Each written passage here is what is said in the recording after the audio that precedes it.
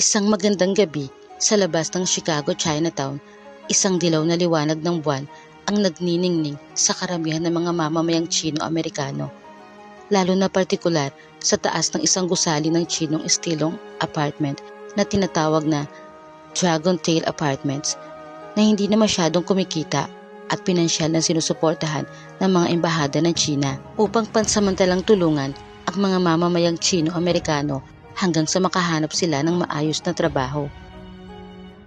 Nakatayo sa rooftop ng Dragon Tail Apartments ang isang 23 taong gulang na lalaki na may lahing kayumanggi Amerikano at lahing inchik na tinatawag na mudre. Siya'y kasalukuyang nakasuot ng itim na pantalon na may disenyo ng puting flame dragon. Maitim din siyang sinturon sa kanyang baywang na may gintong letrang M sa hebilya. Pagdating sa kanyang pang-itaas na kasuotan, may suot siyang puting jacket na may mahabang manggas at may disenyo na itim na flame dragon sa mga manggas at sa likod ng kanyang jacket. Sa ilalim ng kanyang puting mahabang manggas at itim na flame dragon jacket, mayroon siyang simpleng itim na t-shirt. Pagdating sa estilo ng kanyang buhok, siya ay halos kalbo na maliban sa isang buhol ng mahabang itim na dreadlocks na nakatali sa paraang tulad ng tradisyonal na mandirigma ng Tsino na may kaunting puting kulay sa dulo ng kanyang buhok. Dahil siya'y may lahing kayumanggi Amerikano, medyo mas matangkad din siya kaysa sa karamihan ng mga Tsino na may taas na 6 na talampakan at 10 pulgada. Bukod dito, mayroon siyang pataas na kilay Asyano na namana niya mula sa kanyang ina na Tsino na si Fong Fong. Panghuli, may suot siyang itim na bota na may mas marami pang disenyo ng puting apoy. Habang nakatayo sa bubong ng Dragon Tail Apartments, nagsasanay siya ng kanyang espada gamit ang isang kendo stick na kahoy. Gayunpaman, kahit na mas pamilyar siya sa kultura ng Tsina, pinakilala siya ng lola ni Mudre na si Jingmei sa isang kilalang pampalakasan mula sa mga Hapon na tinatawag na kendo. Itinuro niya ito ng may pagmamalupit mula nang siya ay 5 taong gulang hanggang sa edad na 18 taon. Habang nakatayo si Mudre sa gitna ng bubong ng Dragon Tail Apartments nang nasa tamang posisyon ng kendo, hinawakan niya na mahigpit ang kahoy na kendo stick sa harap niya habang ang kanyang kanang paa ay nasa harap at ang kaliwang paa ay nasa likod. Nakapikit siya habang iniisip ang kanyang lola na si Jingmei na mahigpit siyang tinuruan at inilayo sa mundo sa pamamagitan ng pag-aaral sa bahay at matagal na pagsasanay sa kendo. Dahil sa masamang pag-aalaga sa kanya sa Tsina, ito ang naging dahilan kung bakit kakaunti lang ang alam niyang Ingles. Sa kanyang baliktanaw sa mahigpit na pagsasanay sa kendo na kanyang natanggap mula sa kanyang lola sa loob ng mga taon, iminulat niya ang kanyang mga mata nang may galit at mabilis na iwinasiwas ang kanyang kendo stick pataas at pababa, pagkatapos ay pakaliwa at pakanan sa loob ng ilang sandali. Sigaw niya habang iwinawasiwas ang kanyang kendo stick. Pagkatapos ng bawat pagwasiwas, mas lalo pa siyang nagalit habang ipinikit niya ang kanyang mga mata at malinaw na naalala ang lahat ng mga pagkakataong paulit-ulit siyang hinahampas ng kanyang lola gamit ang isang kendo stick o bamboo stick sa tuwing hindi niya magagawa ang isang mas mahirap na galaw sa kendo, o kapag sinusubukan niyang gumanti sa oras ng kanyang mahigpit na pagsasanay. Inihahampas niya ng sobrang lakas, sobrang bilis at nang may galit, kaya nagsimulang lumaki agad ang kanyang katawan at tinubuan ng itim at puting balahibo ang kanyang buong katawan. Bukod pa rito, siya ay tumangkad at tinubuan ng mas mahahabang pangil habang nagpapalabas ng mahiwagang itim at puting apoy sa kanyang bibig. Dagdag pa ang mangkuko ng oso ay mabilis na humahaba mula sa kanyang mga daliri. Sa huli, nagbabago rin ang hugis ng kanyang mga tainga patungo sa mas pabilog na anyo. Siya ay ganap na nagbagong anyo bilang isang mahiwagang nag-aapoy na panda, maliban na lang sa pagiging matipuno niya kaysa sa pagiging mataba. Gayunpaman, bigla niyang iminulat ang kanyang mga mata at bumalik sa kanyang tunay na anyo matapos mapagtantong hinayaan niyang muli siyang galitin ang kanyang nakaraan at napabuntong hininga pa siya pagkatapos nito. Habang patuloy na nananatili sa kanyang tindig kendo battle, mabilis siyang huminga ng malalim at naglabas-pasok ng maraming munting hininga bago naglabas ng malalim na hininga ng panghihinayang para sa kanyang sarili. Gayunpaman, alam ni Mudre na ang biglang pagiging panda niya ay isang mahiwagang sumpa na naipasa sa kanilang pamilya sa henerasyong nagmula sa panig ng Chino mula pa noong 1954. Simula kay Jingmei, ang kanyang lola, na kaya rin maging isang nag-aapoy na panda. Bagamat mas kabisado na ni Mudre ang kanyang pagbabagong anyo bilang nag-aapoy na panda, hindi ito naging madali para sa kanya. Madalas siyang mabigo na kontrolin ito halos sa buong buhay niya, na naging malaking dahilan kung bakit siya mahigpit na ibinukod ng kanyang mga lolo at lola mula sa mga tao, mula sa panahon ng kanyang pagkabata at kabataan. Noong paslit pa lamang ang kanyang ina, namana na rin niya ang kakayahan na maging panda. Ngunit kakaiba sa mga apoy ni Mudre, ang mga apoy ng panda ng kanyang ina ay pula, katulad ng apoy ng kanyang lola. Noong buntis si Fongfong kay Mudre, madalas siyang naglilihi at kumain ng itim na cake na may puting icing, Chinese sesame balls at Japanese rice balls na may toyo, na naging sanhi ng pagiging itim at puti ng apoy ni Mudre nang isilang siya. Dahil dito, kinugol ni Mudre ang halos buong buhay niya sa pag-iisip kung ano ang nangyari sa kanyang ama at sinisisi ang kanyang sarili sa biglaang pagkamatay ng kanyang ina. Kung hindi ko lang naman ang sumpa ng pagiging nag-aapoy na panda na ito noong panahon ng pagbubuntis ni inay, buhay pa sana siya ngayon at umaasa akong buhay pa rin si tatay. Kahit nasaan man siya, dahil gusto ko siya makilala at makausap para malaman ko sa unang pagkakataon kung ano ang mga nangyari. Gayunpaman, kailangan ko muna mag-aral ng Ingles kung gusto kong maunawaan siya, at iyon ay kung nabubuhay pa siya. Inisip ni Mudre sa wikang Inchik bago niya ibinaba ang kanyang kendo stick na kahoy gamit ang kanyang kamay, habang inilalagay ang kanyang kaliwang kamay sa kanyang kaliwang bulsa. Pagkatapos kinuha niya ang tanging alaala na natira mula sa kanyang nawawalang ama, ang suklay ng kanyang ama na may 13 mahabang pilak, matutulis at ngipin na yari sa metal na maitim na hawakan. Habang hawak ito ng kanyang kaliwang kamay, tinitigan ito ni Mudre na ilang segundo. Matapos ang 10 segundong pagtitig, ipinikit niya ang kanyang mga mata nang hindi sinasadyang bumalik ang alaala ng kanyang nakaraan. Sa pagkakataong ito, sumagi sa isip niya ang mas maraming alaala ng kanyang malupit na pagsasanay sa kendo mula sa kanyang malupit na lola, kasama ang kanyang kalupitan sa pagbabagong anyo niya bilang nag-aapoy na panda. Ang kanyang isipan ay paulit-ulit na bumalik sa mga sandaling sinasaktan siya ng kanyang lola gamit ang mga kendo at bamboo stick matapos ang bawat pagkakamali sa kanyang pagsasanay sa kendo at burning panda.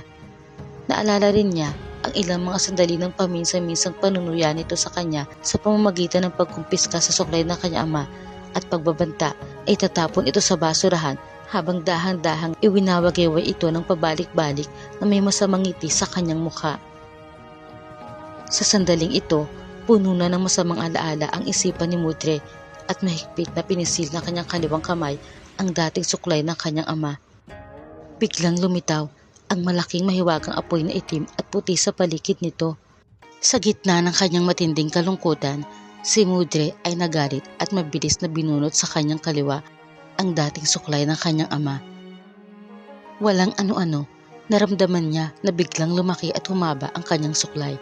Gayunpaman, dahil nakapikit pa rin ang kanyang mga mata, hindi niya nakita ang suklay na lumalaki habang lumiliyab.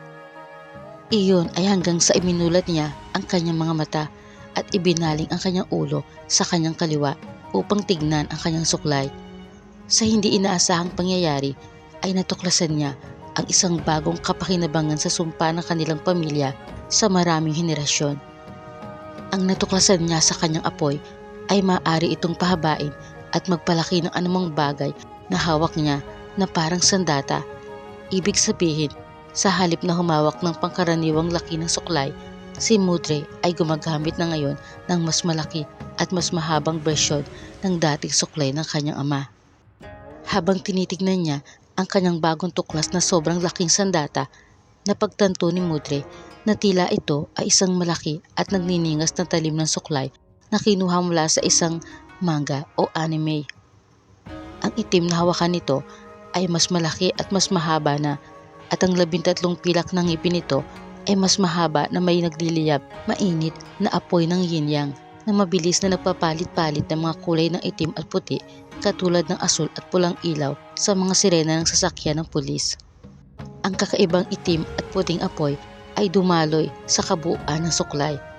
Sa ngayon, napagtanto ni Mudre na talagang hawak niya ang isang napakahaba at malaking espadang suklay na nag-aapoy sa kanyang kaliwang kamay.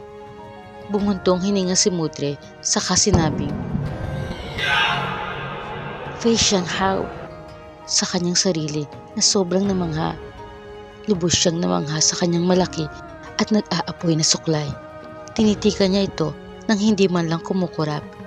Tatawagin na kitang Piquendo Blade, sabi ni Mudre sa wikang incheck habang nakadilat ang kanyang mga mata at nahuhumaling na nakatingin sa suklay ng kanyang ama na tinatawag na niyang Piquendo Blade. Sa sandaling ito, si Mudre ay labis na nahuhumaling sa kanyang Piquendo Blade. Binitawan niya ang kanyang ordinaryong kahoy na kendo stick mula sa kanyang kanang kamay at nagsimulang mag-ensayo ng kanyang mga teknik sa espada gamit ang kanyang Piquendo Blade.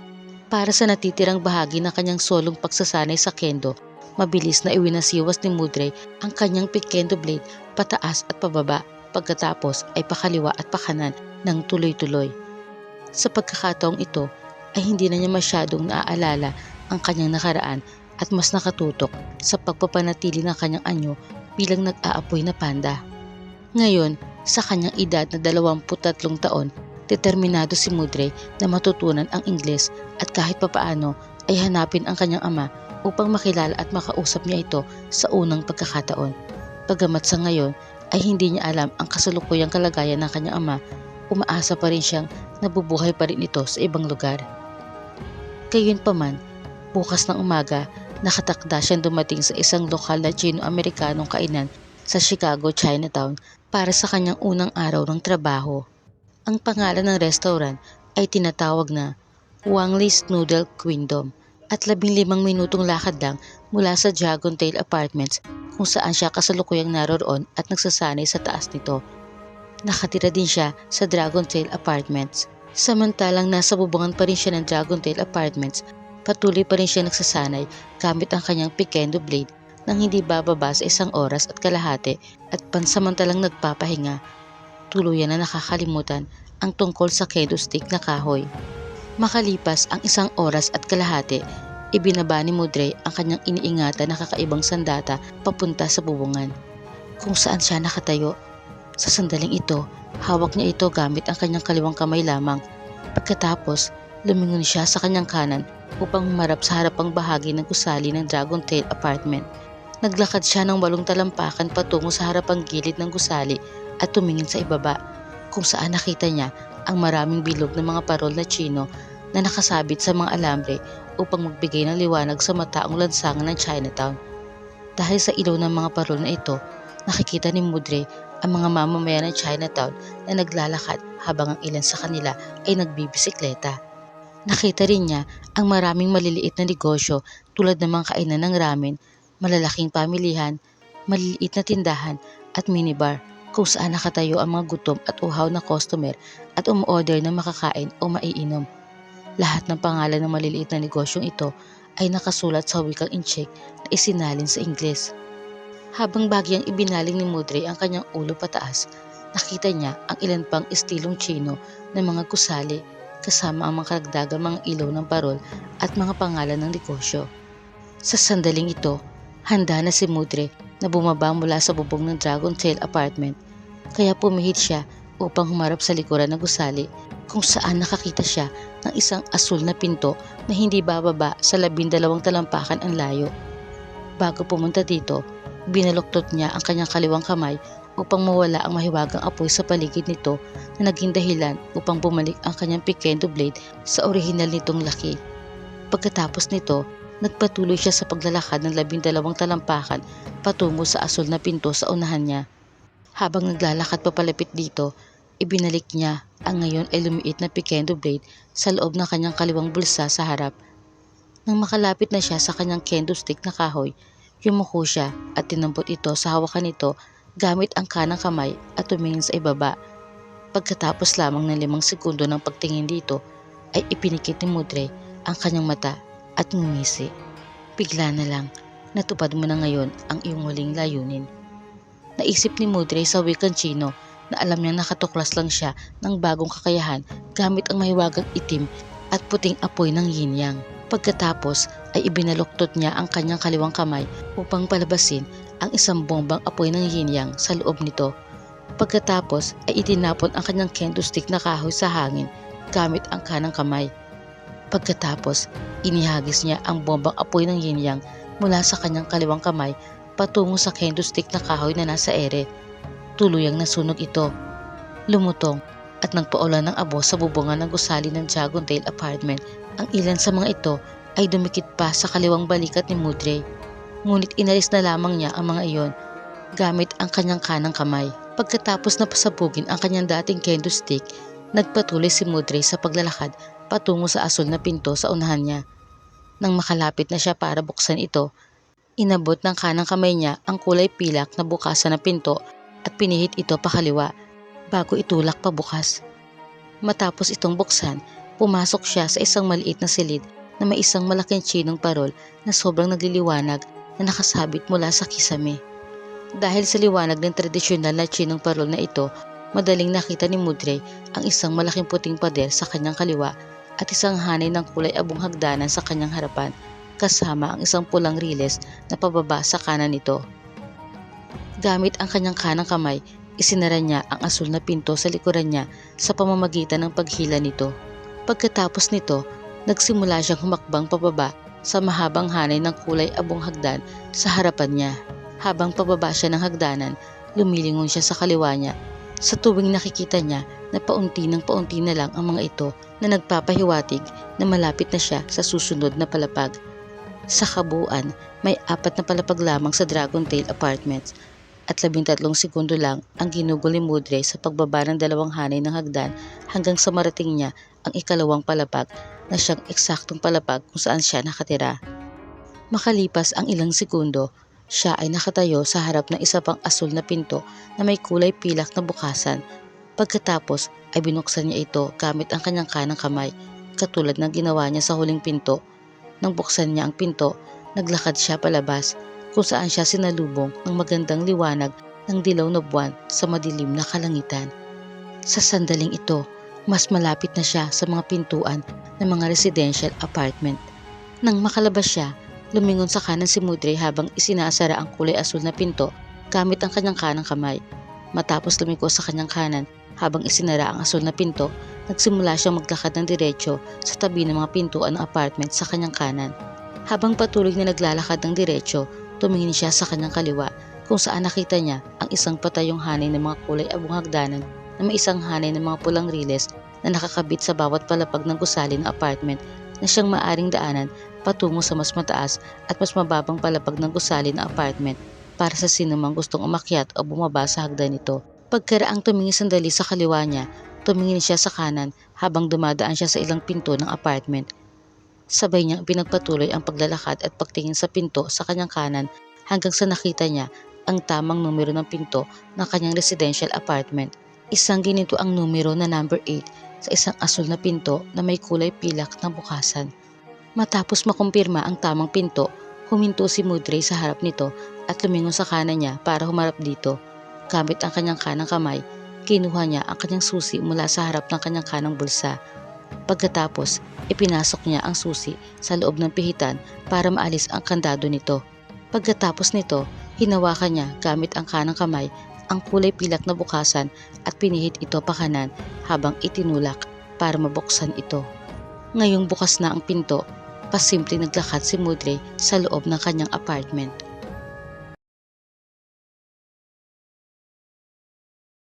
Pagkapasok sa kanyang apartment, inalis niya ang susi sa kanyang pintuan, isinara ito, pagkatapos ay kinandado ito mula sa loob. Pagkatapos, agad siyang tumayo sa isang maliit na pasilyo na nasa pagitan ng silid pampamilya sa kanyang kaliwang bahagi at sa kusina na may hapagkainan sa kanyang kanan. Sa bahagi ng silid pampamilya, makikita niya ang likod ng kanyang napakahabang puting sofa na nakaharap sa isang itim na flat screen na TV. Gayun din, direkta sa kaliwang bahagi ni Mudre ay ang malaking salaming bintana ng kanyang patio. Samantala, sa bahagi ng kusina at hapagkainan, nakita niya ang isang kahoy na hugis parihaba na lamesa na napapalibutan ng 4 na upuang kahoy. Sa tabi ng kaliwang bahagi ng parihabang lamesa ay ang kusina. Panghuli, 10 talampakan sa unahan sa pagitan ng silid pampamilya sa kaliwang bahagi at ng kusina na may hapagkainan sa kanang bahagi. Nakita ni Mudre ang isang pasilyo na may ilang puting pinto sa bawat gilid, na lahat ay patungo sa iba't ibang silid sa loob ng apartment. Matapos ang mabilis na pagtingin sa kanyang unit, inilagay muna ni Mudre ang kanyang susi sa kanyang kanang bulsa sa harap. Pagkatapos ay naglakad ng 10 talampakan diretso sa pasilyo hanggang sa makita niya ang pinto ng kanyang kwarto na may gintong bukasan sa kanyang kaliwang bahagi. Pagkatapos, lumingon siya sa kaliwa at binuksan ang pinto ng kanyang kwarto sa pamamagitan ng pagpihit sa bukasan at bahagya itong itinulak gamit ang kanang kamay. Matapos buksan ang pinto ng kanyang kwarto, tinignan niya ito at nakita ang kanyang malaking kama sa kanyang maliit na silid. Sa kanyang kaliwa, na sa katunayan ay sa kanang bahagi ng kanyang malaking kama, naroroon ang kanyang aparador. At sa kanyang kanan, na sa katunayan ay sa kaliwang bahagi ng kanyang malaking kama, naroon ang kanyang maliit na TV na nakalagay sa isang mataas na aparador na yari sa kahoy. Bago matulog, naglalakad-lakad si Mudre sa kanyang silid. Tumalikod at itinulak ang pinto ng kanyang kwarto para isara ito. Sa huli, muli siyang tumalikod para humarap muli sa kanyang kama. Dahil alam niyang simula bukas ng umaga, mula 11:30 ng umaga hanggang 7:30 ng gabi, ang kanyang unang araw ng trabaho. Naglakad siya patungo sa kanang bahagi ng kanyang kama, malapit sa kanyang aparador na nasa kanyang kaliwang bahagi. Pagkatapos, umupo siya sa kanyang kama, tinanggal ang kanyang bota at binalot ang kanyang sarili ng dilaw na kumot habang umaakyat sa kanyang kama. Makalipas ang ilang sandali, nakatulog na siya at humihilik ng ilang oras. Kinaumagahan, 11:00 ng umaga, nagising si Mudre sa tunog ng alarm ng kanyang cellphone. Pagkatapos, dahan-dahan siyang bumangon mula sa kanyang kama habang iniunat ang kanyang mga braso pataas at ang kanyang mga binti pasulong na sinundan ng ilang paghikab. Matapos ang sabay-sabay na paghikab at pag-inat, ay pinatay niya ang alarm app sa kanyang cellphone, saka lumingon sa kanyang kanan para maupo sa kaliwang gilid ng kanyang kama. Pagkatapos, bumangon si Mudre sa kanyang higaan at naglakad pakaliwa hanggang sa makalabas ng kanyang kwarto.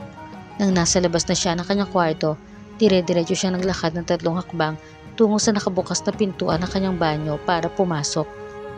Pagpasok sa kanyang banyo, inaabot ng kanang kamay niya sa may bandang kanan ang switch at binuksan ang mga ilaw. Matapos buksan ang mga ilaw sa banyo, nakita ni Mudre ang isang maikli, puti, parisukat na countertop na 3 talampakan sa harap niya na may kulay pilak na lababo sa loob nito. Sa paligid ng kulay pilak na lababo ay isang bar ng puting sabon, isang bote ng asul na pangmumog at isang maliit, malinaw, hugis parihabang lalagyan na naglalaman ng itim na toothbrush ni Mudre. Sa likod at itaas ng kulay pilak na lababo ay may isang parisukat na hugis na salamin na nakakabit sa isang puting dingding. Sa kaliwang bahagi ng countertop ay isang puting inidoro na nakaharap sa parehong dingding sa kanang bahagi ni Mudre, na may mahabang bar na metal na may isang tuwalya na may kulay ng yin at yang, kasama ang isang bimpo na may kulay na yin at yang na nakasabit dito. Ang sindihan ng ilaw ay nasa parehong pader na iyon kung saan nakasabit sa metal bar ang yin yang na tuwalya at bimpo ni Mudre. Panghuli, ang isang mahaba at puting bathtub na may kulay pilak na shower head ay direkta din sa kanang bahagi ni Mudre. Habang nasa loob ng kanyang banyo, si Mudre ay inabot ng 10 minuto sa paliligo, 3 minuto sa pagsipilyo ng kanyang ngipin at 30 segundo sa pagmumog ng kanyang asul na pagmumog. Nagumugol ng kabuuang 13.5 minuto upang maging malinis ang kanyang buong katawan. Makalipas ang 13.5 minuto, lumabas siya ng kanyang banyo na presko at malinis, suot lamang ang kanyang itim at puting yin-yang na tuwalya. Pagkatapos, saglit siyang bumalik sa kanyang kwarto at nagbihis ng paborito niyang kasuotan na kinabibilangan ng kanyang itim na pantalon na may puting flame dragon na disenyo at isang purong itim na t-shirt bilang panloob niya sa kanyang long sleeve na puting jacket na may black flame dragon na disenyo sa kanyang manggas at likod.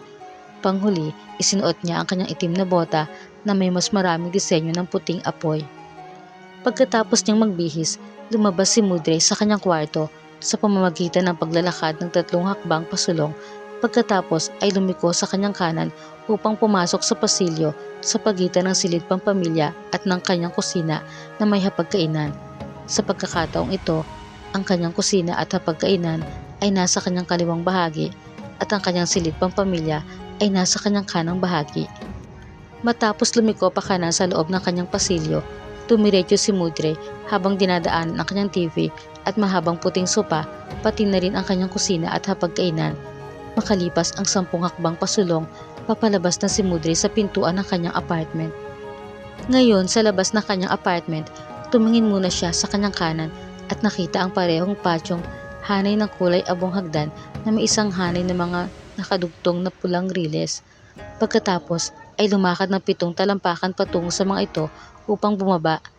Nang malapit na siya sa patyong hanay ng mga pulang riles at kulay abong hagdan, lumiko siya sa kaliwa patungo sa mga ito at nagsimulang bumaba sa kulay abong hagdan sa harap niya.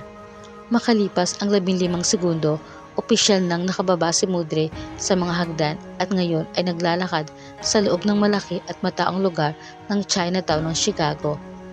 Tulad na nakita niya noong isang gabi mula sa bubungan ng gusali ng kanyang tinitirhan na Dragon Tail apartment, nakita niya ang ilang maliliit na negosyo ng mga Chinese gaya ng mga tindahan ng ramen, palengke, talipapa, bar, maliliit na bar at restaurant. Kaya ng dati, maraming tao ang naglalakad o nagbibisikleta at ang ilan ay nakasakay pa sa bus. Mayroong ilang mga mamamayan na nagmamaneho ng kanilang mga sasakyan, ngunit hindi ganoon karami. Gayunpaman, ang ilang mamamayan na nagmamaneho ng kanilang mga sasakyan ay patuloy na bumubusina na medyo pangkaraniwan sa Chinatown pati na rin sa mismong bansang China. Pagkatapos ng 15 minutong paglalakad patungo sa kanyang trabaho sa mataong kalye ng Chinatown, tumingin si Mudre sa kanyang kanan kung saan nakita niya ang restaurant ng kanyang amo na tinatawag na Wang Li's Noodle Kingdom. Ang disenyo ng pangalan ng Wang Li's Noodle Kingdom ay nakasulat sa parehong wikang Inchik at Ingles, gamit ang isang tradisyonal na kulay pulang letra ng Inchik. Bukod pa rito, may 2 parisukat na hugis na salamin na bintana na nilagay sa harapang bahagi ng restaurant. Ang isa ay nasa kaliwa at ang isa ay nasa kanan. Sa pagitan ng 2 bintanang salamin ay may 2 parisukat na pintuang salamin na may hawakan upang hilahin ang alinman sa mga ito upang mabuksan mula sa labas. Matapos ang mabilis na pagtingin sa labas ng restaurant, binuksan ni Mudre ang isa sa mga pintuang salamin at naglakad papasok sa loob ng restaurant. Sa loob ng restaurant ng Wang Li's Noodle Kingdom, may ilang malalaking mesang kahoy kung saan nakaupo ang mga gutom na customer, bata at matanda. Lahat sila ay kumakain o umu-order ng pagkaing Inchik. Mula sa mga empleyado na nakasuot ng mahabang itim na pantalon na may mahabang pulang manggas na disenyo ng Chino. Ang mga empleyado ay mayroon ding maliit, hugis parihaba, kulay puting name tag card na nakakabit sa kanilang mga kamiseta kung saan ito ay makikita ng mga customer. 10 talampakan mismo sa harap ni Mudre, mayroong isang lamesa sa harapan kung saan makikita ang isang empleyado na nakatayo at ngumingiti sa pamilya ng mga customer na nakapila, na lahat ay naghihintay na makasama sa bilang at makaupo. Sa tabi ng empleyadong iyon ay si Queen Wang Li mismo, isang 55 taong gulang na babaeng Inchik na may mahabang itim na tuwid na buhok, nakasuot ng salamin at isang damit na polo na kulay rosas na may maikling manggas at mahabang pantalon na hapit na kulay itim na umaabot hanggang sa kanyang tuhod. Masaya niyang sinalubong si Mudre na may malaking abot tengang ngiti nang pumasok siya sa kanyang restaurant. Habang naglalakad siya papunta sa kanya, ngumiti si Mudre sa kanyang amo at nagsimula silang mag-usap sa wikang Inchik. "Kamusta? Tuloy ka. Ang tangkad mo naman," sabi ni Queen Wang Li sa wikang Inchik. Zhou Shanghao, Wusi daw. Magandang umaga, alam ko.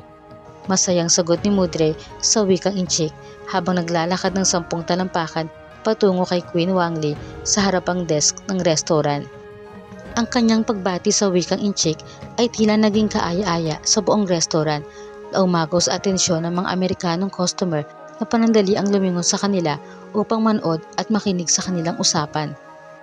Habang nakatingin, sila ay nakatitig kay Mudre dahil sa tangkad nito. Habang nakatayo sa harap ni Queen Wangli, napansin ni Mudre na ang lahat ay nakatingin sa kanya. Sa sandaling ito, alam na niyang nasa kanya ang atensyon nila. Lahat na nakatitig sa kanya ay tahimik na nag-uusap dahil sa kanyang tangkad, kakaibang itsura at ang kanyang kakayahang magsalita ng Inchik, Mandarin.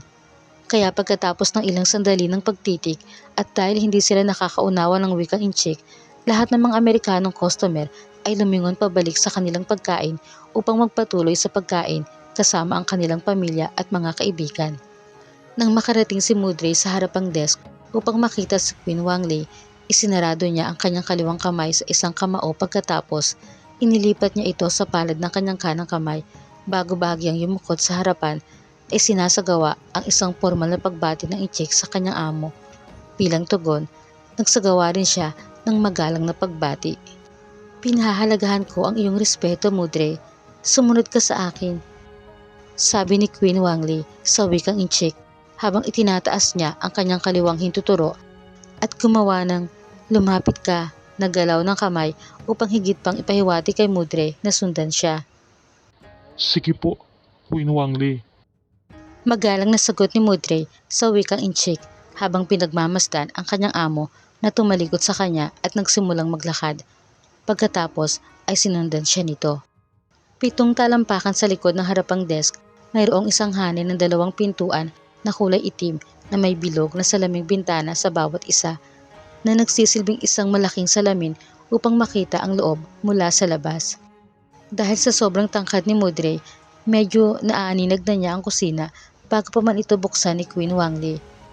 Makalipas ang ilang sandali, itinulak ito ni Queen Wangli para makapasok silang dalawa ni Mudre sa kusina ng kanyang restaurant. Matapos makapasok sa kusina ng kanyang restaurant, nakikita ni Mudre ang mga empleyado na nagluluto at mano-manong naghuhugas ng mga pinggan, pati na rin ang paglalagay ng karamihan sa mga kubyertos sa loob ng mga dishwasher.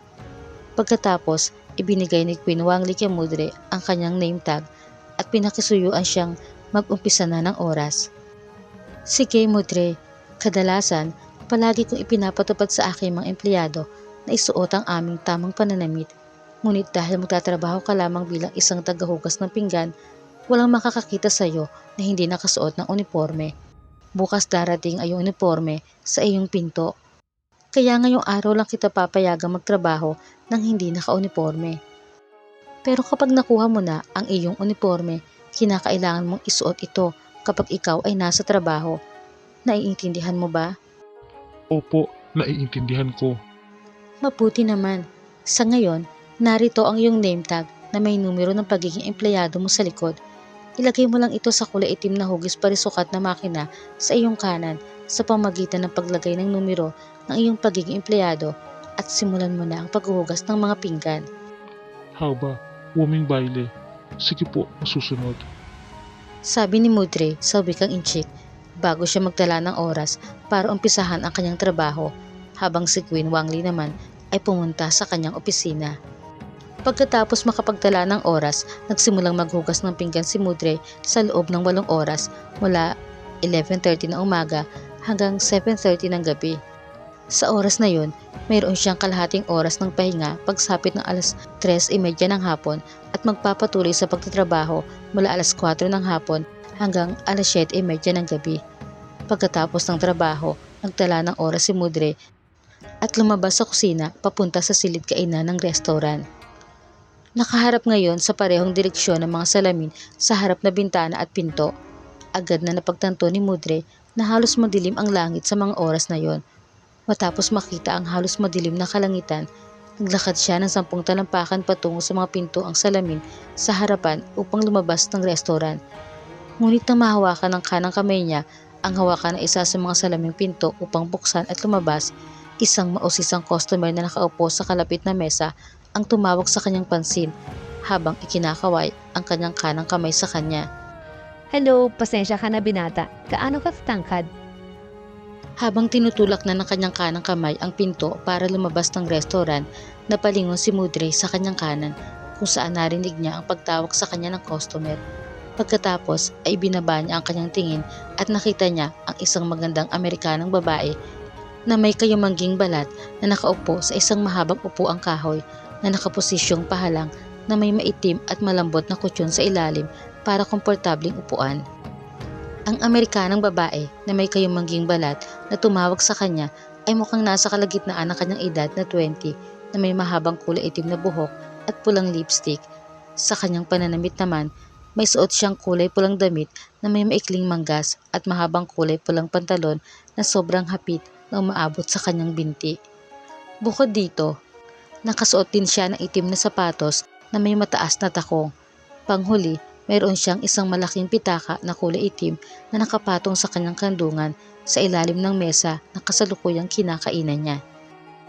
Habang tinitingnan niya ang babaeng nakapula na tumawag sa kanya, ngumiti si Mudre bago siya magtanong sa kanya ng may kaba gamit ang hindi maayos na pananalita ng Ingles na may malalim na punto ng inchik. Ako ba ang kinakausap mo? Tanong niya habang tinuturo ang sarili gamit ang kanyang kaliwang hinlalaki. Oo, ikaw. Gaano ka katangkad? Alam ko marami na anong tanong sa iyo ng ganito. Tama ba? Bahagya lang ang naintindihan ni Mudre sa kanyang mga sinabi.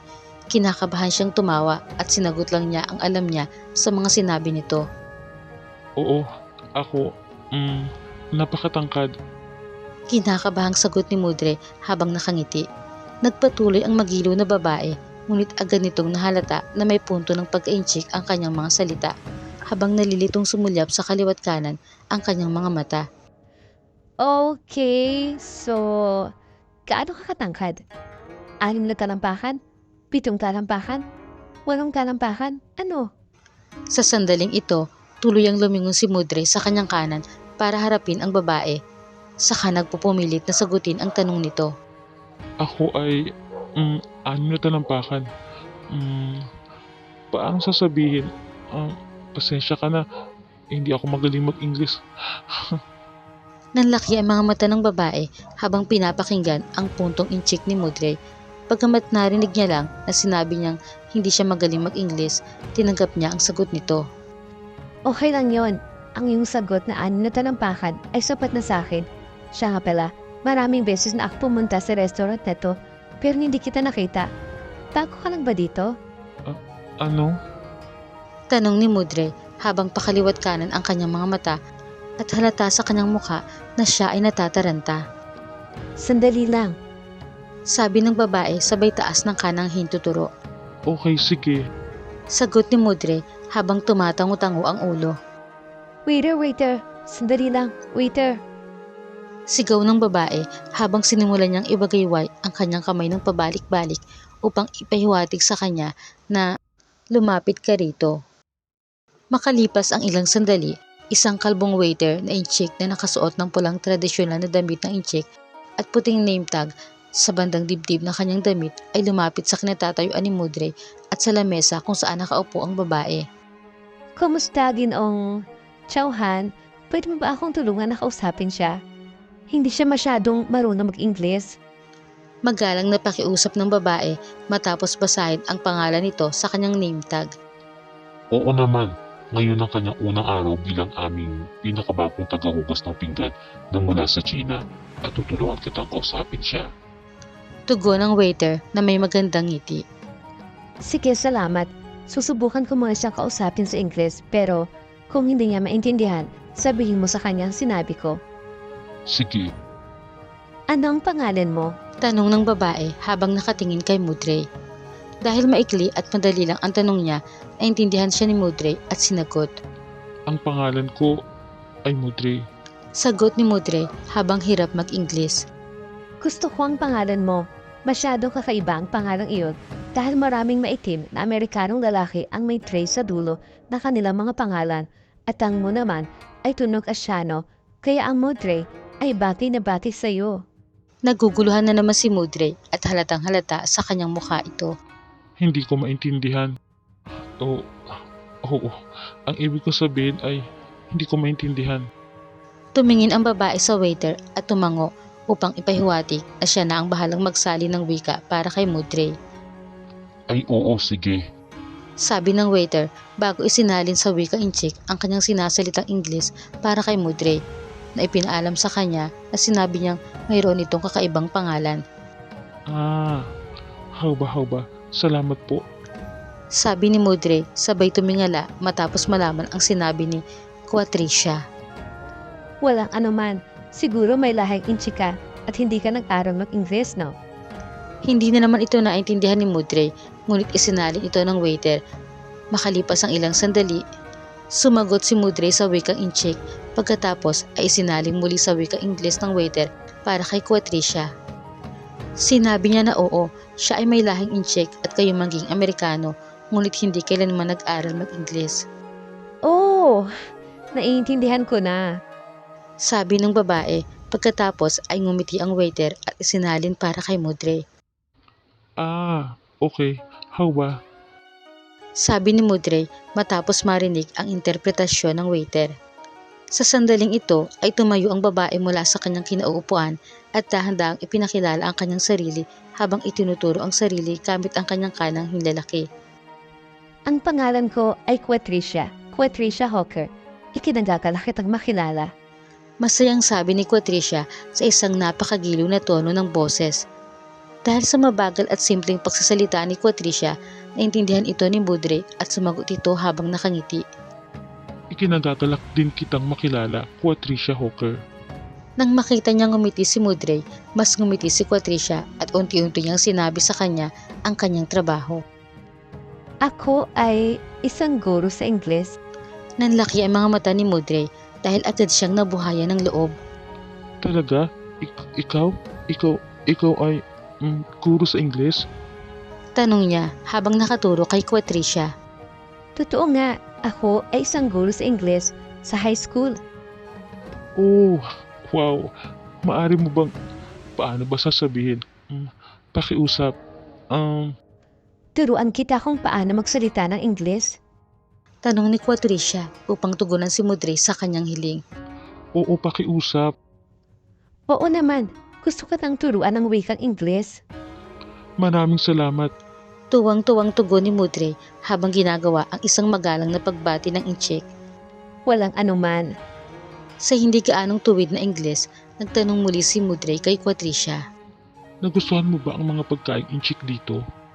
Oo, gustong-gusto kong kumain dito sa restaurant ni Queen Wangle. Pumupunta ako dito kapag wala akong ganang magluto. Bagamat hindi naintindihan ni Mudre ang lahat ng kanyang sinagot, sapat na sa kanya na malaman na mahilig siya sa pagkain Inchik. Kaya sumagot na lang siya ng, Mabuti naman. Ano ang paborito mong pagkain? tanong ni Quatricia. Ano? Hindi ko intindi. Bago hilingin sa waiter na isalin, nais ni Quatricia na bigyan pa ng isa pang pagkakataon si Mudre na maunawaan ito sa pamagitan ng pagtatanong sa mas mabagal at mas simpleng paraan. Anong pagkain ang pinakagusto mo? Maanghang. Paano ba sabihin? Gusto ko ng maanghang na pakpak ng manok. Maanghang na pakpak ng manok? Gustong-gusto ko yan. Palagi akong kumakain yan noong bata pa ako. Hindi ko na sila masyadong kinakain ngayon. Ngunit ang bata pa ako, palagi kong niluluto at kinakain yan, lalo na kapag may okasyon. Ako ang kusinera sa aming pamilya. Siyempre hindi naintindihan ni Mudre ang lahat ng sinabi ni Quatricia, kaya tinignan niya ang waiter sa kanyang kanan at sinanyasan si Quatricia para ipaalam na kailangan niya ng interpretasyon. Pagkatapos, sinimulan ng waiter na isalin ang mga salitang Ingles ni Quatricia sa wikang Inchik. Samantala, ngumiti si Quatricia habang mabilis na lumilingon sa kaliwat kanan sa pagitan ni Mudre at ng waiter habang naghihintay ng sagot sa Ingles. Tumingin ang waiter kay Quatricia at isinalin sa wikang Ingles ang salitang Inchik ni Mudre. Sabi niya, mukhang bata ka pa. Akala niya nasa 25 ka lang o mas bata pa. Aw, salamat. Sana nga nasa 25 o mas bata na lang ulit ako. Pero 42 taon na ako ngayon.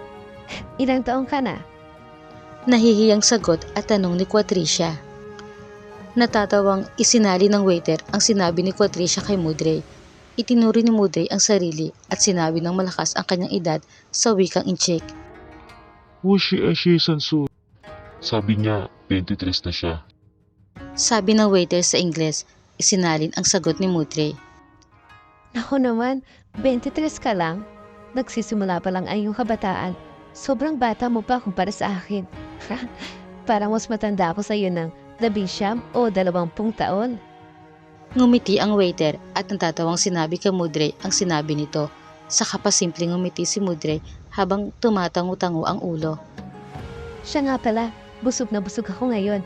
Ang sarap ng mga pagkain dito at nagpapasalamat ako sa iyo, Kinong Chauhan, sa pagsasaling para sa amin.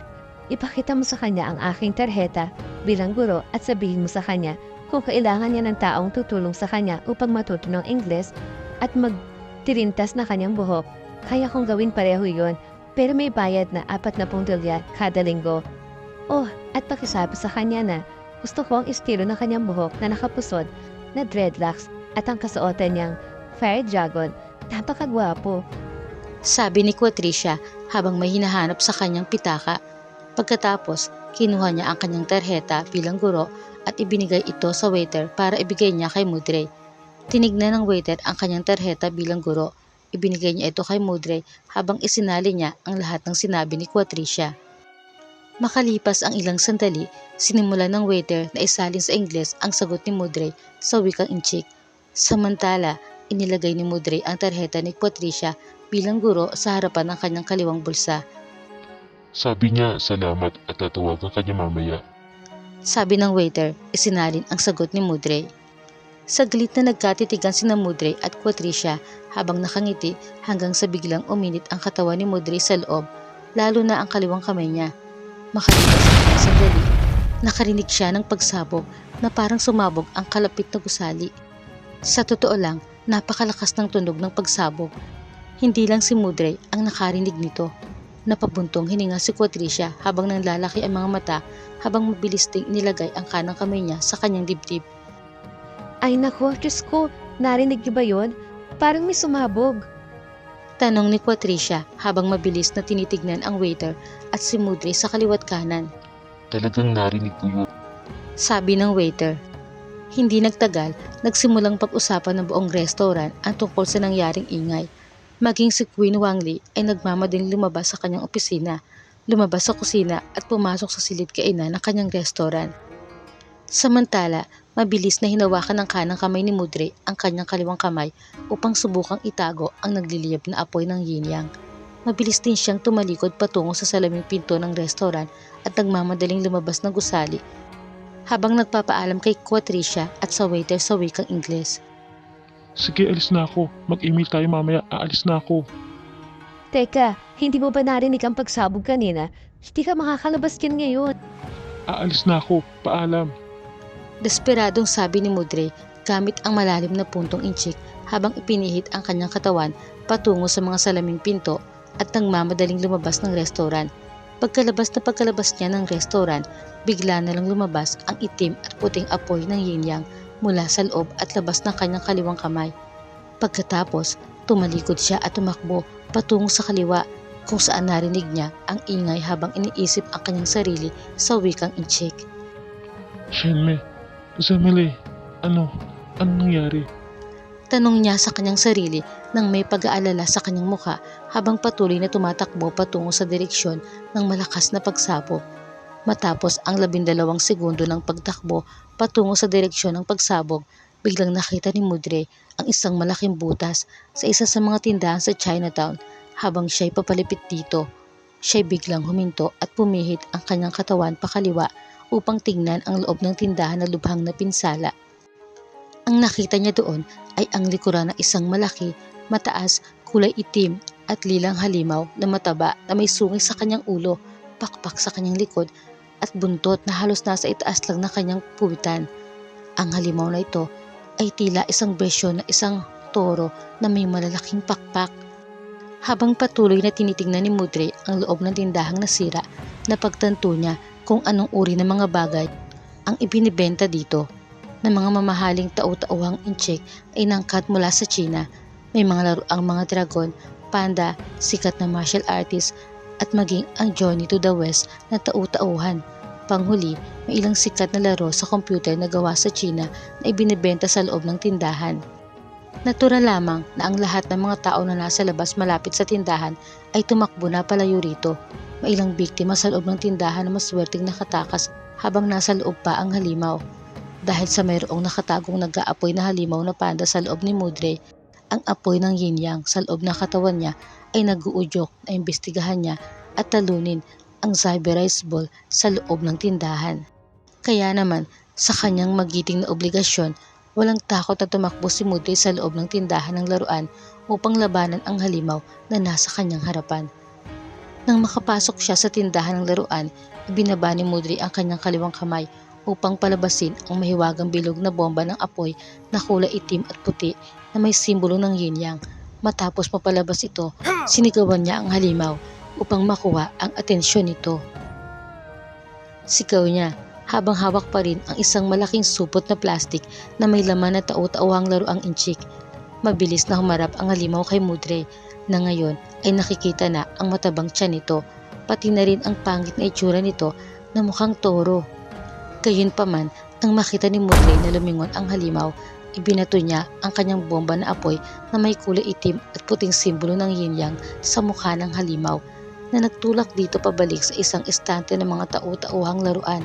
Pagkatapos, mabilis na tinakpan ng halimaw ang kanyang mukha gamit ang kanyang mga kamay habang sumisigaw na parang tao.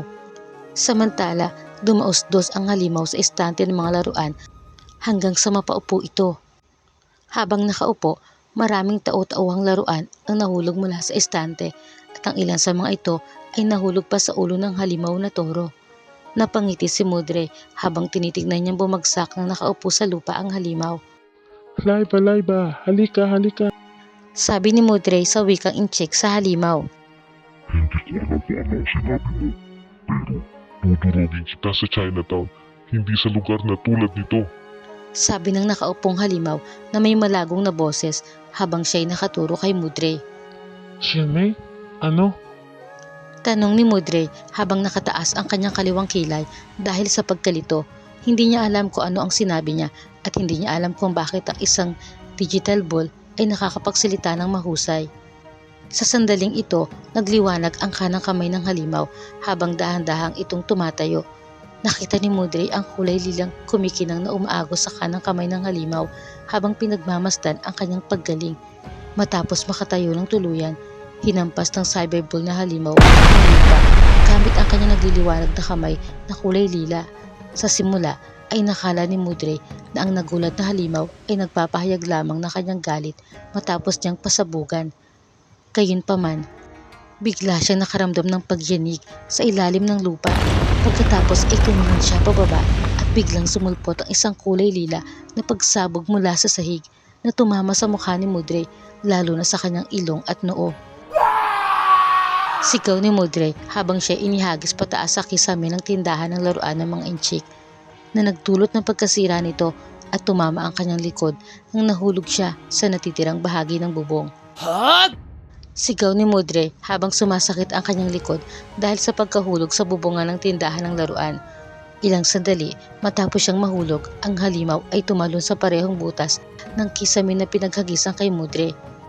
Matapos tumalon sa butas ng kisame, maayos na nakababa ang halimaw sa harap mismo ni Mudre. Pagkatapos ay binaba ang kanyang kanang kamay upang sakmalin siya sa kanyang itim na damit at hinatak siya palapit sa kanyang mukha. Literal na maghaharapan na ngayon si Mudre at ang nakakatakot na halimaw. Ni Xiansai, fail ka mo. Pakawalan mo ako ngayon. Sinigawan niya ang halimaw sa wikang inchik. Gayunpaman, hindi pinansin ng halimaw na toro ang kanyang kahilingan sa wikang inchik at may panunuya sa kanyang tanong na Ingles. Ang lakas naman ang loob mong maghagis ng bomba sa cyber. I not understand. Hirap na sinabi ni Mudre sa wikang Ingles na may puntong inchik. Ibig mo bang sabihin, I don't understand? Pare, hindi mo ako maluloko. Kita-kita naman na ikaw ay isang itim na lalaki na taga Chicago, kaya kailangan mo magsalita ng English ngayon. My English, not so good. Wala na akong sasabihin sa'yo. Hindi ako mapipigilan na ihulog ka kung hindi mo ako naiintindihan. Tara na! Sabi ng halimaw bago tumalon sa bubungan ng tindahan ng laruan ng inchik habang bitbit si Mudre sa kanyang itim na damit at inilipad siya pataas sa madilim na kalangitan. Natural lang na matakot si Mudre dahil hindi lang siya natalo sa laban, kundi siya ay nasa taas na mga 350 na talampakan sa ere, lumilipat sa maraming matataas na gusali sa Chicago. Sinubukan niyang suntukin ang pangit na mukha ni Cyborg, ngunit hindi siya masyadong nasaktan sa mga suntok nito. Suntukin mo lang ako hanggat gusto mo, ngunit hindi mo ako masasaktan. Alam kong hindi mo naiintindihan, pero kung ihulog kita, ikaw ang mahuhulog, hindi ako. Sabi ni Saibul. Walang kaalam-alam si Mudre sa sinasabi ng kanyang halimaw na kaaway, ngunit alam niyang hindi ito maganda. Dapat na kita ihulog dito, visit ka. Dagdag ni Saibul. Hindi naintindihan ni Mudre ang sinabi sa kanya, ngunit tumingin siya sa baba mula sa 350 na talampakan sa himpapawid at nakita niya ang isang matigas na sementadong lupa na naiilawan ng mga poste ng ilaw at mga headlight ng ilang umaandar na sasakyan. Sa kabutihang palad, nakakita rin siya ng kalapit na malalaki at matataas na gusali na maaari niyang subukan at ligtas na makababa. Pagkatapos tumingin sa ibaba, napatingin muli si Mudre sa nakakatakot na mukha ng halimaw na toro. Ibinaluktot ang kanyang dominanteng kaliwang kamay upang palabasin ang isang bombang apoy ng yin-yang. Pagkatapos ay hinampas niya ng malakas ang kanang panga para bombahin niyang muli. Ang kanyang malapit na suntok na may bombang apoy ay sapat na upang masaktan ang halimaw. Ito na naman. Masakit na sigaw ni Saibul habang umuurong siya sa kanyang kanan matapos tamaan ng bombang apoy ng yin-yang ang kanyang kanang panga. Natural, ibinagsak niya si Mudre at sinimulan niya kaagad ang pagkuskus sa kanyang muka upang mapatay ang apoy. Habang nahuhulog, sumigaw si Mudre habang ginagamit niya ang kanyang mahiwagang apoy ng yin-yang bilang puwersa upang ligtas siyang ilipat sa isang maliit na gusali na kulay brown na mas mataas pa rin kaysa sa abalang mga kalsada ng Chicago, ngunit mas mababa at mas ligtas kaysa sa mga matataas na gusali ng mga nag-oopisina. Pagkalapag ni Mudre sa gusali, tumingala siya kay Saibul at nakita niyang naglalaho ng apoy sa kanyang muka sa pamamagitan ng pagkuskus dito gamit ang mga kanyang kamay habang lumilipat sa ere upang tamaan ng hangin ang kanyang nasusunog na muka. Matapos mapatay ang huling apoy ng yin-yang sa kanyang muka, tumingin si Saibul kay Mudre habang inaabot ng kanang kamay niya ang kanyang balikat at digital na pinalabas niya ang isang malaki, mahaba, kulay itim at lila na matigas na bagay na tila habig sa isang cyberized baseball bat na may kulay lila na numero 1 at 0 na umiikot sa loob ng matigas na kulay itim na baluti nito. Tulad ng isang tunay na manlalaro ng baseball, hinawakan niya ito sa magkabilang kamay at lumipad pababa sa mismong gusali na kulay brown na kinatatayuan ni Mudre. Bilang tugon, tahimik at buong tapang na tumitig si Mudre sa mga mata ni Saibul nang hindi nagsasalita. Naku, munti ko nang makalimutan. Hindi ka nga pala marunong mag-English. Sabi ni Saibul habang itinataas ang kanyang digital bat at maraang ipinatong ito sa kanyang kanang balikat habang nakatingin kay Mudre. Samantala, narinig ni Mudre si Saibul ngunit hindi niya naiintindihan ang anumang sinabi nito at natural na wala siyang pakialam sa oras na yon. Kaya naman, nang walang sabi-sabi, dahan-dahang kinuha ni Mudre sa harap ng kanyang kaliwang bulsa ang kanyang pick kendo blade gamit ang kanyang kaliwang kamay. Habang hinuhugot ang kanyang sandata, mabagsik niyang tinitigan ang kanyang kalaban na si Cyberized Bull. Matapos makuha ang kanyang kakaibang sandata, ipinakita naman niya ang kanyang dominanteng kaliwang kamay upang palabasin ang apoy ng yin-yang at iwinasiwas ang kanyang pinakamamahal na pequeño blade sa kanyang kaliwa.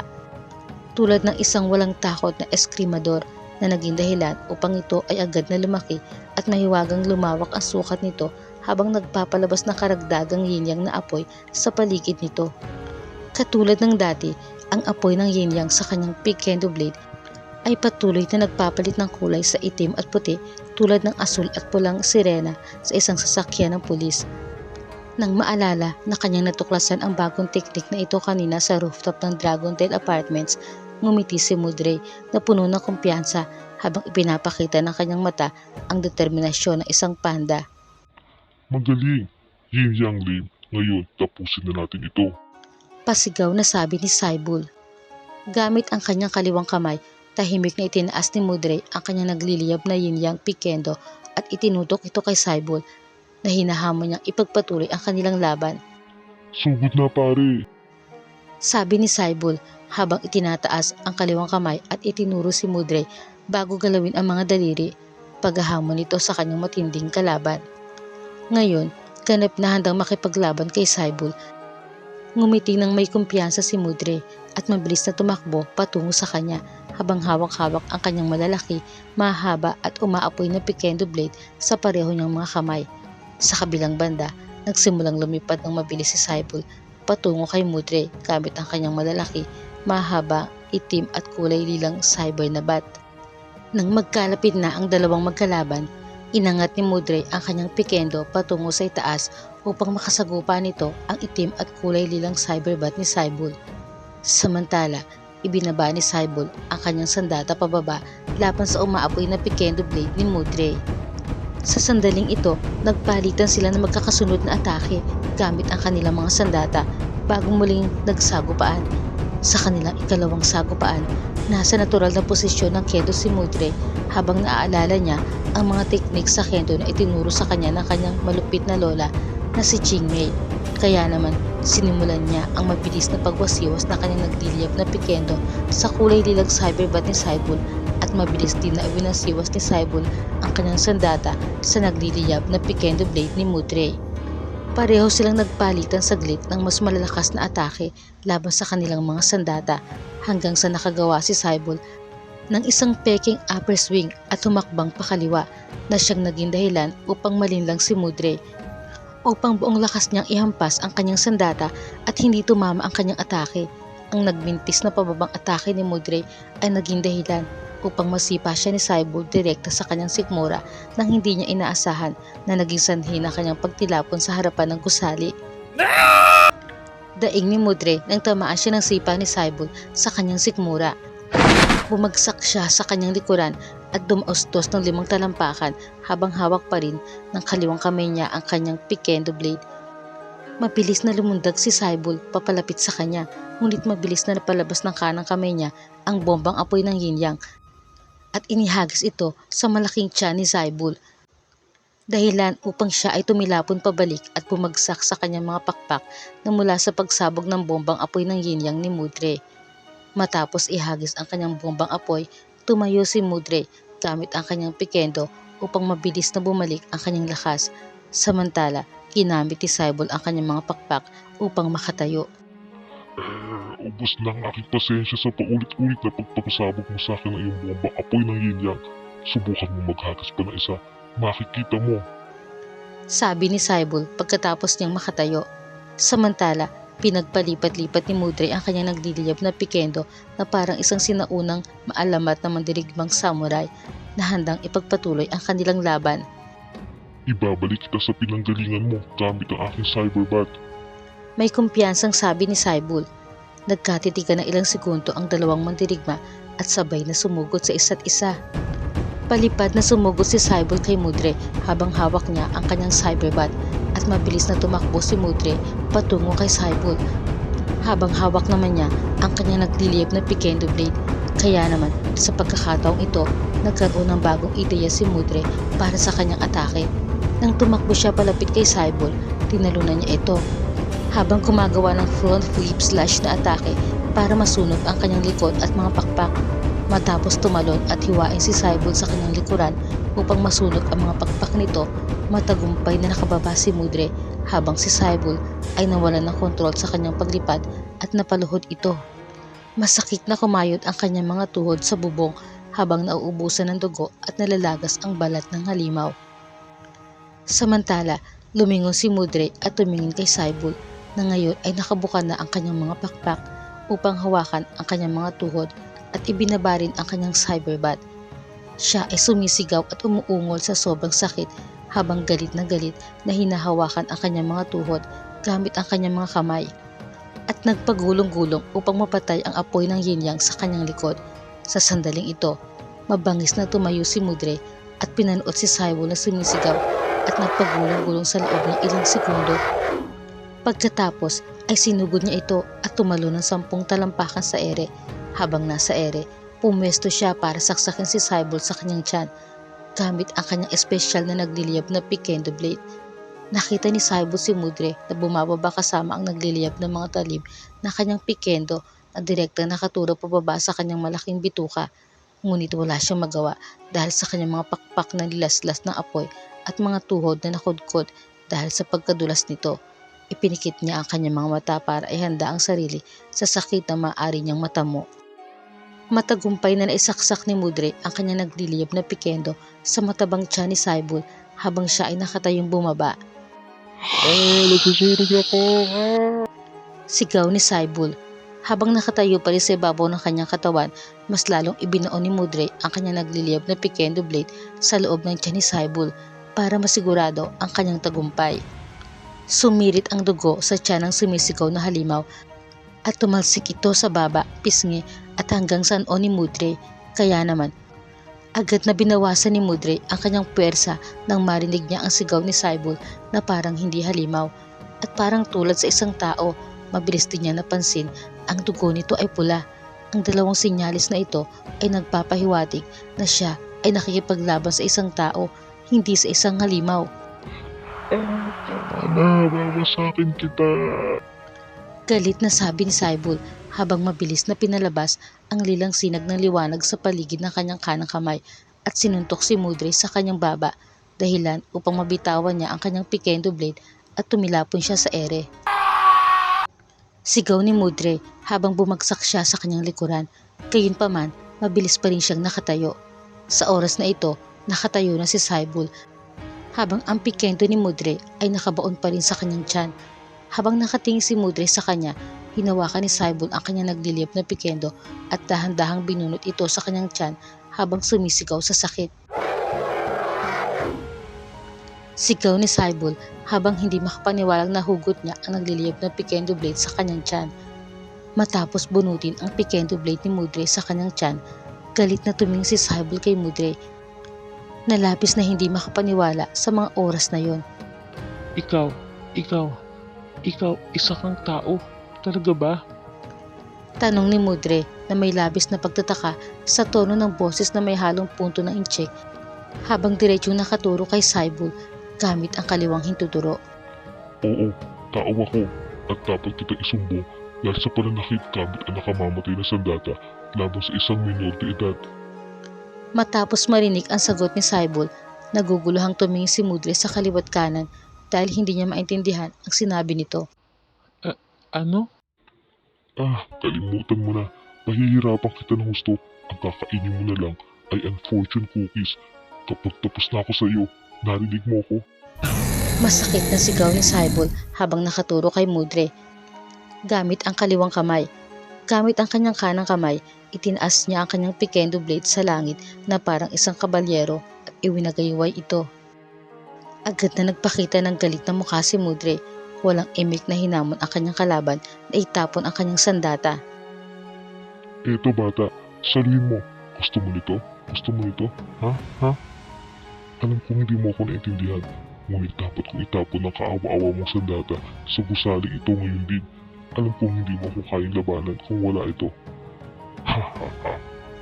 Pagamat walang naunawaan si Mudre sa sinabing pag-aalipusta ni Saibul, ang pisikalang pang-asar ay lalong nagpakulo sa kanyang dugo, kaya agad siyang nagbagong anyo sa nag-aapoy na panda. Sa kanyang pagbabagong anyo, galit na tumitig si Mudre sa malaki, mataba at sobrang pangit na halimaw na cyberized bull na nasa harap niya. Nakatayo siya at pinanood habang patuloy na iwinawagayway kaliwat kanan ng kanyang kalaban ang dating suklay ng kanyang ama upang lalo siyang asarin. Naalala niya ang kanyang lola na si Jingmei na gumawa ng parehong pang-asar noong siya'y bata pa. Kaya't si Mudre ay nagsimulang umungol na parang isang mabangis na hayop habang siya ay mas nagagalit. Mukhang maalam ang panda mag-express na kanyang nararamdaman. Galit ka ba kaibigan ko? Sigaw ni Saibul habang patuloy na iwinawagayway kaliwat kanan ang pikendo ni Mudre. Sa sobrang galit, mabilis na hinihingal si Mudre na parang kinakapos siya ng hininga. Anong problema bata? Iiyak ka na ba ngayon? Hindi mo na ba kaya makipaglaro sa akin? Habang patuloy na galit na humihingal si Mudre, samantala nakita ni Saibul na isinara ang kanyang kamay at naginag-aapoy na kamao ito upang ipakita ang kanyang matinding galit. Anong gagawin mo? Maghahagis ka na naman ng isa pang bombang apoy ng hilya? para mapilitan akong ihagis papalayo ang iyong sandata o mananatili ka na lang dyan na humihingal na walang gagawin hanggang sa wasakin ko ito. Sa tingin mo ba ay nagbibiro ako? Sa bagay, hindi mo rin naman ako naiintindihan. Sabihin na lang natin na ito ang iyong unang leksyon sa Ingles. Ni Feng Kai Wu Tao yan. Bitawan mo aking espada. Galit na sigaw ni Mudre sa wikang Inchik habang siya ay patuloy na humihinga ng malalim at naglalabas ng apoy mula sa kanyang bibig. Hindi ko alam kung anong sinabi mo, pero pwede mong idagdag ang salitang saluhin sa iyong vocabulary. Ano? Bago pa man matapos ni Saibul ang kanyang pagsasalita sa Ingles, tumingala si Mudre habang mabilis na lumalanghap ng mainit na hangin. Pagkatapos nito, mabilis niyang ibinaba ang kanyang ulo habang naglalabas ng malaki, itim at puting bolang apoy mula sa kanyang bibig patungo sa tiyan ni Saibul, na tumama sa kanya ng napakabilis at napakalakas, kaya agad niyang naibagsak ang pikendo blade ni Mudre sa bubong habang siya ay lumilipad sa layong 30 yarda sa labas ng usaling pinaglabanan nila. Daig ni Saibul nang tamaan siya ng bolang apoy ng yinyang ni Mudre sa tiyan. Lumipad pabalik si Saibul hanggang sa bumagsak sa ibabaw ng isa pang gusali na mas mababa ng kaunti kaysa sa pinaglabanan nila ni Mudre. Dahil sa paglipad ni Saibul pahulog ng gusali, naging dahilan ito upang mabigyan ng sapat na oras si Mudre at distansya para maglakad patungo sa kanyang pikendo blade at damputin ito sa kanyang hawakan gamit lamang ang kanyang kaliwang dominanting kamay. Pagkatapos damputin ang kanyang pikendo blade, tumayo siya habang nakatingin ng diretso kung saan niya pinalipad si Saibul gamit ang kanyang nagliliyab na apoy habang siya ay nasa anyo ng nag-aapoy na panda. Nagpatuloy siya sa pagtitig sa harapan habang iniisip kung nanalo ba siya o hindi. Habang diretsyong nakatingin sa harapan, tumingin siya sa kaliwa niya at nakitang nawala bigla ang malaki at mahabang cyberbat ni Saibul. Pagkalipas ng 10 segundo, nakakita siya ng isang bagay na malaki, mataba at kulay lila na lumilipad mula sa madilim na kalangitan mula sa 30 yarda ang layo. Malinaw na, siya yun. Sa sandaling nakita niya si Saibul na lumilipad pa itaas, muling ginawa ni Mudre ang posisyon sa kendo upang umatake, habang hawak ng 2 kamay niya sa harap ang kanyang nagliliyab na pikendo blade. Okay na, tapos na ang laban. Para sa'yo syempre. Sa tingin mo, ikaw lang ang may kakayahang umatake mula sa malayo. Sa tingin ko, oras na para harapin mo ang virtual na realidad. Sigaw ni Saibul mula sa ere habang pinalalabas ang kanyang cyberbat sa kanyang dominanteng kanang kamay at itinutok ito ng diretso kay Mudre na parang blaster rifle. Sa sandaling ito, biglang bumukas ang dulong bahagi ng cyberbat ni Saibul na parang isang katang-isip na baril. Habang ito'y lumilipad ng mas mataas, mas lalo nitong pinalalakas ang kulay lilang pagsabog nito. Habang nakatingin si Mudre mula sa ibaba, pinagmamasta niya si Saibul na patuloy ang pagtaas na kanyang paglipat sa kalangitan. At mabilis na kumikilos pakaliwa habang sunod-sunod na binabaril siya nito ng maliliit at kulay lilang bala nito. Habang nasa anyo ng kanyang nag-aapoy na panda, mabilis na inilagay ni Mudre ang kanyang nagliliyab na pikendo blade sa likod ng kanyang baywang upang takpan ito ng kanyang mahiwagang apoy habang umiikot at tumatakbo ng 11 talampakan sa kanyang kaliwa patungo sa kaliwang gilid ng gusaling kinaroroonan niya. Habang tumatakbo patungo sa kaliwang gilid ng gusali, ginamit niya ang magkabilang kamay upang mahiwagang tawagin ang 2 ulo ng mga dragon na yari sa apoy sa paligid ng kanyang mga kamay na parang 2 baril. Tulad ng apoy ng yin-yang sa paligid ng kanyang pikendo blade, nagbabago rin ng kulay ang kanyang mga drag guns, baril na dragon, mula sa itim at puting apoy tulad ng asul at pulang ilaw sa sirena ng pulis. Kaya naman, nang nasa kaliwang gilid na ng bubungan, nagsimulang tumalon si Mudre mula sa isang gusali patungo sa isa pa, kaya na isang mabilis na ninja. Habang nasa ere, itinaas at itinutok niya ang kanyang 2 pares ng nag-aapoy na dragon kay Saibul at sinimulang paputukan ng mabilis ng mga apoy na bala ng yin-yang mula sa kanilang mga bibig habang iniiwasan ang mabilis na putok ng cyberbat ni Saibul. Pagamat mabilis ang mga pag-atake ni Saibul, si Mudre ay halos lamang palagi ng 1 o 2 hakbang, kaya naiiwasan niya ang bawat pag-atake nito. Kaya naman, gamit ang kanyang mga pakpak, Mabilis na naiiwasan din ni Cybul ang mga apoy na bala ng yinyang ni Mudre habang nasa madilim na kalangitan. Mayroon din pala siyang nag-aapoy na baril na dragon ha. Sa tingin ko, kailangan ko lang tapusin ang barilang ito. Naiinis na sabi ni Cybul matapos makaiwas at hindi tamaan ng sunod-sunod na tira. Pagkatapos ay nagsimulang lumipad si Cybul sa direksyon ni Mudre upang harangin ang kanyang dinadaanan. Habang lumilipat papunta sa kanya, sinimulan niyang kargahan ng enerhiya ang kanyang cyberbat para sa mas malakas na pagsabog dahil may mga pakpak si Cybul. Ang kanyang paglipad patungo sa direksyon ni Mudre ay mas mabilis kaysa sa kanyang palipat-lipat na paglukso sa mga gusali. Sa sobrang bilis niya, nararating agad niya ang 50 yarda sa paglipad niya at nakakalapag sa isa pang malayong gusali. Sa sandaling makalipad siya ng 50 yarda, itinaas ni Cybul ang kanyang cyberbat na puno ng enerhiya at itinutok ito ng diretso kay Mudre na nasa kanyang anyo na nag-aapoy na panda. Ngayong nakikita na niya si Cybul mula sa 50 yarda ang layo at nakatutok sa kanya ang sandata nito na puno ng enerhiya, tumalon si Mudre at lumapag sa isa pang bubungan habang humihigop ng napakalakas na hangin na may apoy upang kontrahin ang malakas na atake ng cyberbat ni Cybul. Tignan natin kung makakaiwas ka dito. Yinyang na walang kwenta. Para po. Malakas na sigaw ni Cybul na parang isang manlalaro ng baseball. Sumisigaw ng boom sa halip na swing bago mismo maglabas na isang mahabang kulay lilang liwanag mula sa dulo ng kanyang cyberbat. Samantala, nagpakawala si Mudre ng mahabang apoy ng yinyang mula sa kanyang bibig habang nasa anyong panda laban sa kulay lilang pasabog ni Cybul na nagdulot ng matindi at mapaminsalang paggaan ng enerhiya. Sa simula, mas malakas ang pag-atake ng mahabang apoy ni Mudre kaysa sa puno ng enerhiyang atake ni Cybul. Gayunpaman, dahil sa kanyang pagtakbo, pag-iwas at pagtalon mula sa mga bubungan kanina, hindi sapat ang lakas ng kanyang hiningang apoy para talunin ang atake ni Cybul. Bukod pa rito, kinakapos na siya ng hininga kaya kinakailangan niya magpahinga upang makapag-ipon siya ng mas maraming hangin. Samantala, mas maraming enerhiya ang mayroon ang cyberized baseball bat ni Cybul kaysa sa natitirang hangin ni Mudre. Hanggang kailan ka magpipigil ng iyong hininga? Yinyang na walang kwenta. Ha ha ha ha. Natatawang sabi ni Cybul. Habang nagpapatuloy ang panggaan ng dalawang malalakas na enerhiya, kinakapos ng hangin si Mudre at ang kanyang hiningang apoy ay mas lalong humihina.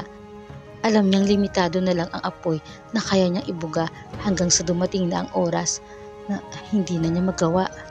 Kaya't sa huli, labis na natalo ng pag-atake ni Cybul ang makapangyarihan ngunit kinakapos na hiningang apoy ng yinyang ni Mudre. Kaya tinamaan siya at mabilis na napaatras habang inihahanda ang sarili sa kirot na dulot ng pagsabog sa kanyang dibdib at tiyan.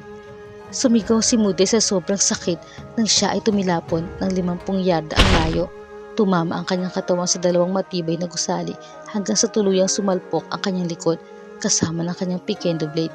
Napakalakas ng pagtama ng kanyang likod at ng kanyang sandata sa ikatlong gusali. Kaya't nagkaroon ito ng malalaking bitak at bumalik siya sa anyong tao at naglaho rin ang kanyang mga nag-aapoy na baril na dragon ng yinyang. Pagkatapos, siya ay nadulas pababa mula sa gilid ng nasirang gusali at sumubsob ang harapang bahagi ng kanyang katawan sa sahig ng madilim na eskinita sa pagitan ng huling gusali kung saan siya sumadsad at ng huling gusali kung saan siya bumangga bago mahulog sa lupa ng madilim na eskinita. Ilang segundo matapos bumagsak sa lupa, himalang naabot ni Mudre gamit ng kanyang kaliwang kamay ang hawakan ng kanyang pikendo blade sa kanyang likod. Gayunpaman, siya ay labis na nasaktan. Ang mahiwagang apoy ng yinyang sa paligid ng kanyang pikendo ay naglaho na naging dahilan upang ang kanyang sandata ay bumalik sa dating laki nito. Samantala, may kumpiyansang ngumiti si Cybul matapos talunin si Mudre sa isang hindi makakalimutang labanan. Sakto sa oras din ang kanyang pagkapanalo dahil sa mga sandaling ito, maririnig ang asul at pulang sirena ng pulisya sa buong lugar. Makalipas ang ilang segundo, narinig ni Cybul ang parang alarma sa kanyang kanang hintuturo. Tumingin siya sa ibaba at nakita niya ang isang mabilis na kulay lilang liwanag na umaandap-andap sa singsing na suot niya. Naku patay, mas mabuti lumipat sa ibang lugar kung saan walang makakakita sa aking pagbabagong anyo. Naisip ni Cybul. Pagkatapos, tumalon siya at lumipad palayo mula sa gusali gamit ang mga pakpak sa kanyang likod. Dahil sa mabilis niyang paglipad, hindi siya napansin ng mga pulis at nagawa niyang lumipad sa isang parke kung saan walang tao. Nang nasa parke na siya, luminga-linga siya sa paligid para siguraduhin walang makakakita sa kanya. Makalipas ang ilang segundo, nawalan na ng bisa ang kanyang pagbabagong anyo at bumalik siya sa normal niyang anyo. Kapag hindi nagbabagong anyo, si Saibul ay isang batang Amerikano na 15 taong gulang na may kayumanging balat at malinis na gupit at may konting balbas. Nakasuot siya ng itim na damit na may itim na short at itim na sapatos.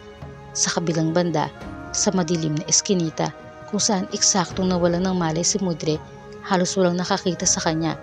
Ang ilan na nakakita sa kanya ay nakalang siya ay isang kapuspalad na palaboy na natutulog sa isang madilim na eskinita. Nang siya'y tuluyang magising makalipas ang isang oras, galit na hinawakan ng kanyang kaliwang kamay ang kanyang pikendo habang dahan-dahang tumatayo. Matapos siyang makatayo, lumingon siya sa kanyang kaliwa habang nakatingin sa madilim na kalangitan at galit na sumisigaw na parang nababaliw. Sigaw ni Mudre habang winawasiwas at itinutok ang kanyang pikendo blade pataas sa madilim na kalangitan gamit ang kanyang magkabilang kamay at biglang bumalik ito sa nag-aapoy nitong anyo. Isinumpa ni Mudre na maghihiganti siya kay Saibul habang patuloy na katutok ang kanyang sandata sa kalangitan. Ang malakas na sigaw ni Mudre ay tila sigaw ng masakit na pagkatalo. Bagamat siya ay natalo, pansamantala naman niyang napigilan ang karagdagang pinsala sa Chinatown at ngayon ay mayroon pang kuro sa Ingles.